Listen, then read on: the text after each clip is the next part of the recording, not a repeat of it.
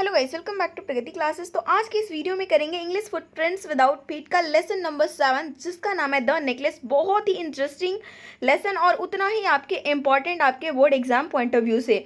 इसमें स्टोरी है बेसिकली एक ऐसी लेडी की जो कि चाहती है अपनी लग्जीरियस लाइफ में जीना, दिखावा करना चाहती है, जिसकी वजह से एक पार्टी ऑर्गेनाइज में वो ड्रेस बहुत महंगे खरीदती है, एक ज्वेलरी ले लेती है अपनी फ्रेंड से उधार और बाई चांस वो जाता है खो और उसको पे आउट करते करते उसकी ज़िंदगी पूरी तरीके से ख़राब हो जाती है। तो इसी को लेकर आपका ये जो है कंप्लीटली लेसन है।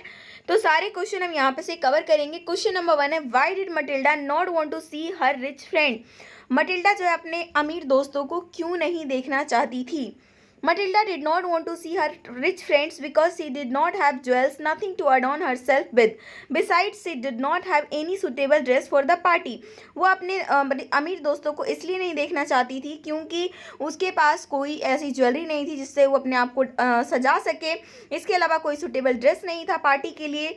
She thought that without having these valuable things we would have a poverty stricken look in the midst of rich friend. तो इसलिए वो सोचती है कि बिना इन सारी चीज़ों के मैं कैसी लगूंगी उन अमीर दोस्तों के बीच में, एकदम गरीबी वाला जो हालत है वो मेरा वहाँ पे दिख के आ जाएगा, जिस वजह से वो बिल्कुल नहीं चाहती है कि वो अपने रिच अमीर दोस्तों को वहाँ पे जाए और उसे देखे। नेक्स्ट है, what was Matilda reaction to the invitation for the minister ball party. Minister ball party का जब इनविटेशन आता है तो उस पर मटिल्डा का क्या रिएक्शन होता है। वैसे तो मटिल्डा को पार्टीज वगैरह अटेंड करना काफ़ी पसंद है, लेकिन जब ये आता है तो उसका रिएक्शन कुछ इस तरीके से देखने को मिलता है। Matilda was not delighted to at all to receive the invitation पाकर वो बिल्कुल भी खुश नहीं होती है। She knew that all the aristocrat would be there displaying their riches. उसे मतलब वो जानती थी कि वहाँ पे सारे के सारे अमीर घराने के लोग आएंगे और अपनी अमीरी वहाँ पे दिखाएंगे। सो सी गॉट स्पाइटफुल एंड इरिटेटेड, जिस वजह से वो बहुत ही स्पाइटफुल और इरिटेट हो जाती है। वो जो है आंसू बहाना शुरू कर देती है और मतलब वो रियली में she has a deep longing to attend the party. मतलब दिल से चाहती थी वो पार्टी अटेंड करना, ब्यूटीफुल दिखना, but she had no suitable dress. लेकिन उसके पास कोई भी सुटेबल ड्रेस नहीं था पहनने के लिए इस ग्रेट ओकेजन के लिए, जिस वजह से वो बिल्कुल भी इन्विटेशन को पाकर खुश नहीं थी। नेक्स्ट क्वेश्चन है, how did mister Loisel meet the demand for suitable costume for his wife for going to the ball. Ball party में जाने के लिए जो मिस्टर लॉयजल हैं वो किस तरीके से अपनी वाइफ के जो डिमांड को पूरा करते हैं कि एक अच्छा कॉस्ट्यूम दिलाने का, ठीक है ना, किस तरीके से वो कंप्लीट करते हैं। Matilda refuse to go to the ball without having a suitable costume for the occasion. Matilda जो पूरी तरीके से मना कर देती है कि वो बॉल में नहीं जाएगी बिना सुटेबल कॉस्ट्यूम के। Her husband asked her to wear the dress that she wore while going to the theatre. उसके हस्बैंड कहते हैं कि तुम वो ड्रेस क्यों नहीं पहन लेती हो जो तुम थिएटर के जाते समय पहनी थी। लेकिन मटिल्डा इस पर बहुत ही स्ट्रांगली रिएक्ट करती है। तब जाकर जो है उसके हस्बैंड पूछते हैं कि तुम बताओ कि क्या सुटेबल कॉस्ट्यूम कितने कॉस्ट का आएगा। तो वो रिप्लाई करती है कि इट वुड कॉस्ट 400 फ्रैंक। इस बात पे मिस्टर लॉयजल जो है एकदम पूरे पीले पड़ जाते हैं कि इतना महंगा इसका वो कॉस्ट्यूम आएगा। He had saved 400 francs to buy a gun to shoot larks, जबकि उन्होंने ये 400 फ्रैंक बचा कर रखे थे क्योंकि उनको एक गन खरीदना था लार्क को शूट करने के लिए। But still he sacrifice as 400 franc, लेकिन फिर भी उन्होंने 400 फ्रैंक को सेक्रीफाइस करके अपनी वाइफ के लिए एक न्यू पार्टी ड्रेस खरीद के लाते हैं, ठीक है ना। तो इस तरीके से कई बार क्वेश्चन यह भी आता है कि क्या मटिल्डा के हस्बैंड या फिर मिस्टर लॉयजल क्या एक लविंग हस्बैंड थे। तो एग्जैक्टली वो एक लविंग हस्बैंड थे, तभी तो उन्होंने वो अपना जो उनकी अपनी इच्छा थी उसको सेक्रीफाइस करके अपनी वाइफ के लिए वो ड्रेस दिलवाया। नेक्स्ट है, what and why did Matilda put up another demand after husband gave her 400 francs for buying pretty dress। Dress खरीदने के लिए जब 400 फ्रैंक मिल जाता है तो मटिल्डा दूसरी क्या डिमांड रख देती है। Mrs Loisel is that Matilda demand of having a suitable costume was fulfilled and her dress was almost ready, but then she put forward another demand. She had nothing to adorn herself with. वो कहती है कि अब मेरे पास मुझे अपने आप को डेकोरेट करने के लिए, सजाने के लिए तो कुछ है ही नहीं जिससे कि मैं सजू सबरूं, मतलब ऐसी चीज़ तो है नहीं। She did not want to present a poverty stricken look of herself amidst rich ladies. वो नहीं चाहती थी अपनी गरीबी हालत को दिखाना अपने अमीर दोस्तों के बीच में। She ridiculed the idea of wearing natural flower, और उसने नेचुरल फ्लावर से भी उनके हस्बैंड ने कहा कि क्यों ना तुम नेचुरल फ्लावर को ही ज्वेलरी बना के कर लो। तो उसने उस आइडिया पे भी रिडिकुल बोल दिया, बोला कि नहीं ये सही आइडिया नहीं है। And now she needed some jewels to adorn herself, और अब उसे चाहिए था एक ज्वेलरी जिससे कि वो अपने आप को सजा संवार सके। Next, how was Matilda demand of adorning herself with jewels fulfilled. अब जो मटिल्डा का डिमांड था कि वो अपने आप को ज्वेलरी से एड ऑन करे, तो वो किस तरीके से फुलफिल होता है। Answer is Mrs Loisel would adamant on having some jewels to adorn herself for the ball. अब मिसेस लोइजल जो है पूरी तरीके से जिद में आ जाती है, क्या उन्हें कोई ना कोई ज्वेलरी चाहिए जिससे कि वो अपने आप को एडॉर्न कर सके for the ball. Her poor husband failed helpless. अब उसके जो हस्बैंड है वो हेल्पलेस महसूस करते हैं, क्योंकि अब तो उनके पास पैसे भी नहीं है, लेकिन फिर भी उनके पास एक आइडिया आता है। वो ये कहते हैं कि क्यों ना तुम जाकर बोरो कर लो ज्वेल्स अपने रिच फ्रेंड मैडम फॉरेस्टियर से। Madam Forestier easily agreed and placed her jewellery box before Matilda.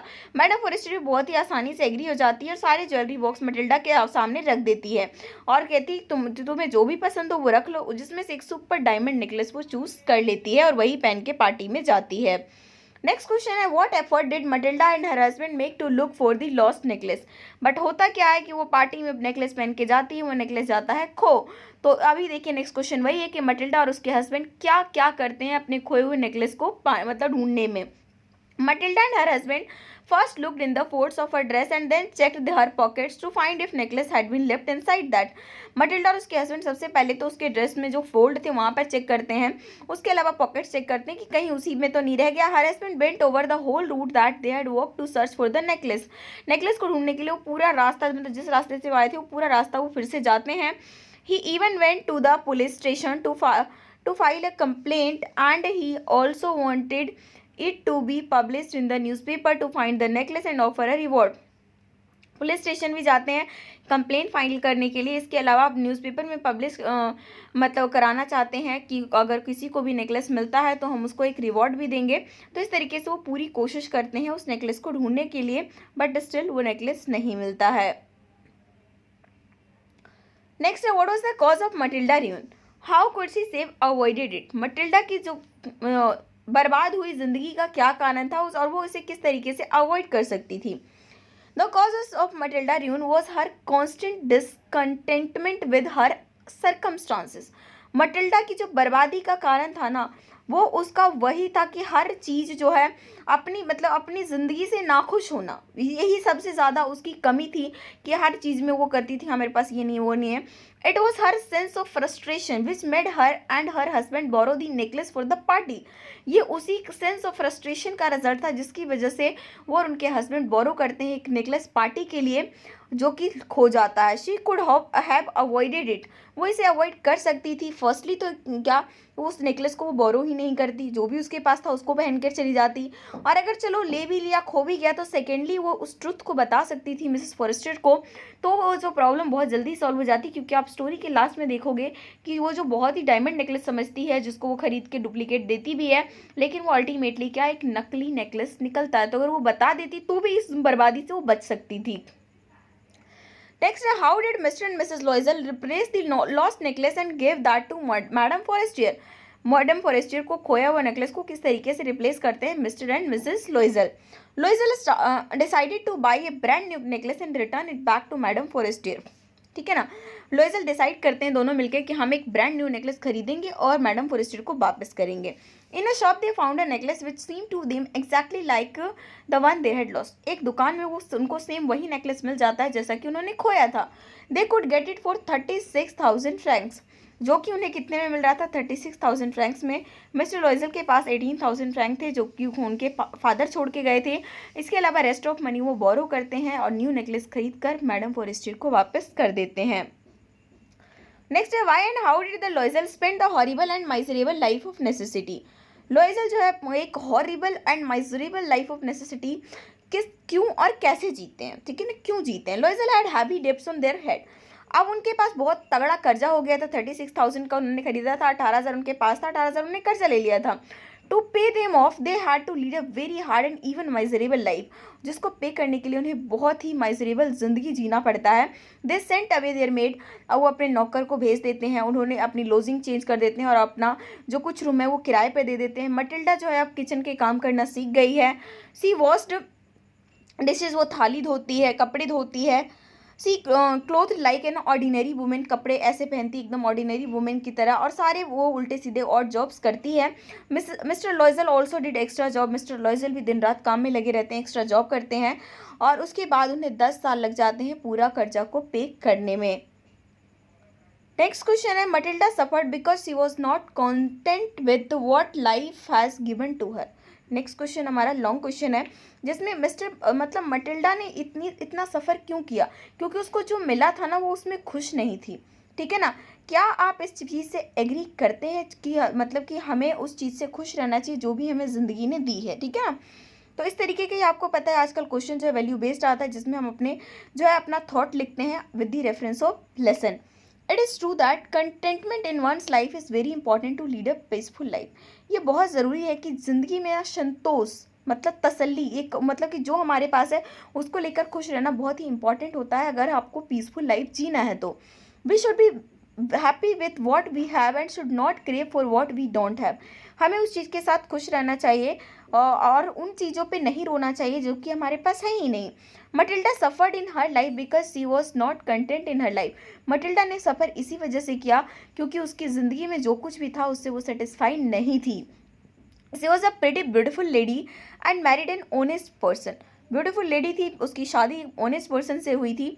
He was rich in values but monetarily moderate, कि वो वैल्यूज़ में तो काफ़ी अमीर था, लेकिन अगर हम बात करें मोनेटरली तो कि पैसों के मामले में मॉडरेट था।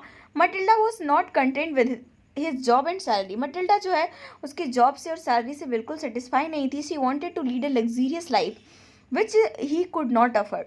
वो चाहती थी एक लग्जीरियस लाइफ जीना जो कि वो अफोर्ड नहीं कर सकता था क्योंकि उसकी एक लिमिटेड सैलरी थी। Once he got an opportunity to attend a high-profile party, she did not have a proper dress and jewels. She borrowed a necklace from her friend. She lost in the party and had to suffer a long period of time just to pay for it. उसको सिर्फ पे करने के लिए उसको 10 साल लग जाते हैं। अब वो एकदम बुजुर्ग सी देखने लग जाती है। इवन आप देखोगे लास्ट में जब मैडम फॉरेस्टर से वो टकराती है तो मैडम फॉरेस्टर से पहचान तक नहीं पाती है, वो इतनी ज़्यादा वो बुढ़िया सी दिखने लग गई है। क्यों? क्योंकि उसने इतना सफ़र किया है। Her over ambition and craze for luxury ruined her life.